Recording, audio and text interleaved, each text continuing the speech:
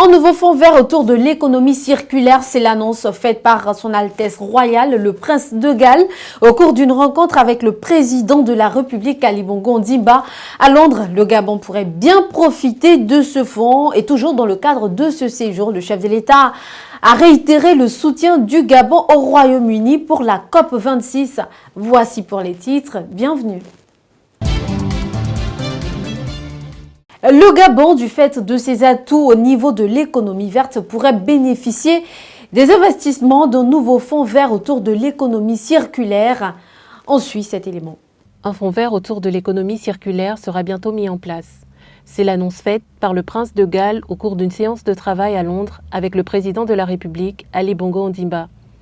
La politique économique et environnementale adoptée par le Gabon constitue un atout pour bénéficier des investissements issus de ce fonds. En effet, le pays a développé une politique globale de développement intégrant les dimensions du développement durable, dont le but est de créer des richesses et des emplois dans le strict respect de l'environnement. Ces points joueront en sa faveur pour ce nouveau fonds.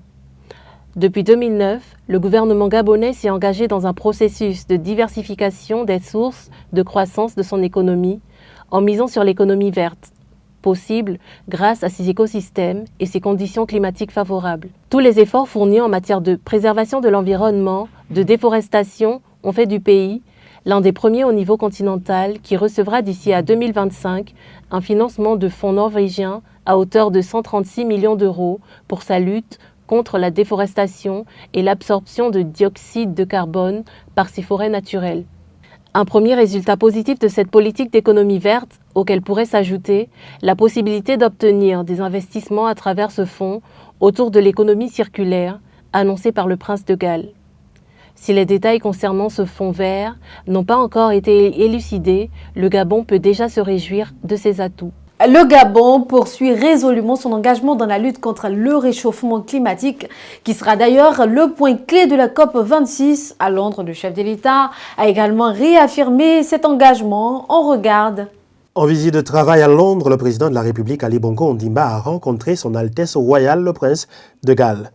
Au menu des échanges, des sujets relatifs au climat et à la biodiversité. L'occasion pour le chef de l'État de réitérer la ferme participation du Gabon à la 26e conférence annuelle de l'Organisation des Nations Unies sur les changements climatiques, en abrégé COP26. Le Gabon, président du groupe africain des négociateurs pour le climat, a placé les questions relatives au changement climatique au nombre de ses engagements. Une position que le chef de l'État a une fois de plus réitérée au cours de cette rencontre avec son Altesse royale, le prince de Galles. Très heureux et honoré d'avoir retrouvé son Altesse royale, le prince de Galles, avec qui je partage une même préoccupation pour la défense de l'environnement, du climat et de la biodiversité. Peut-on lire sur une publication sur le compte Facebook du chef de l'État. Porteur de la voix de l'Afrique à la COP26 prévue du 1er au 12 novembre prochain à Glasgow en Écosse, le Gabon affirmait le 28 janvier dernier mettre au centre de cette rencontre la question de l'adaptation au changement climatique. Le pays entend aller jusqu'au bout de cet engagement dans le combat. Le Gabon entend aller jusqu'au bout de cet engagement. Dans ce combat, le Royaume-Uni peut compter sur le Gabon qui assumera pleinement ses responsabilités lors de la COP26, a confié le président de la République. Le chef de l'État a par ailleurs exprimé sa reconnaissance au prince à titre plus personnel. J'ai remercié le prince de Galles pour le soutien constant qu'il m'a apporté lorsque j'ai traversé en 2018 une épreuve difficile, aujourd'hui surmontée grâce à Dieu. Et pour terminer, une interrogation. Pourquoi le Gabon doit-il adhérer au Commonwealth? Quel intérêt pour le pays? Élément de réponse. L'adhésion du Gabon au Commonwealth se peaufine. Cette intégration serait pour notre pays un tournant historique selon le chef de l'État Ali Bongo Ondimba. Cette assertion serait l'occasion de s'interroger sur l'importance pour le Gabon de faire son entrée dans cette organisation. L'organisation offre une tribune intéressante à ses membres pour négocier des accords bilatéraux.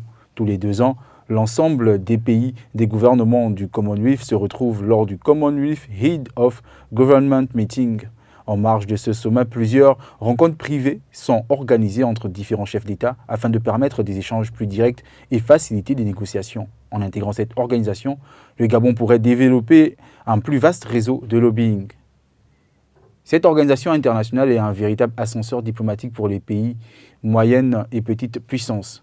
Son action s'articule de façon complexe à 3 niveaux, celui de l'action locale de chacun des pays membres, de l'action bilatérale entre les pays et l'action conjointe de l'ensemble des membres. Cette dernière pourra permettre au Gabon de collaborer avec des États plus avancés sur certains dossiers et de bénéficier de leurs différentes expériences.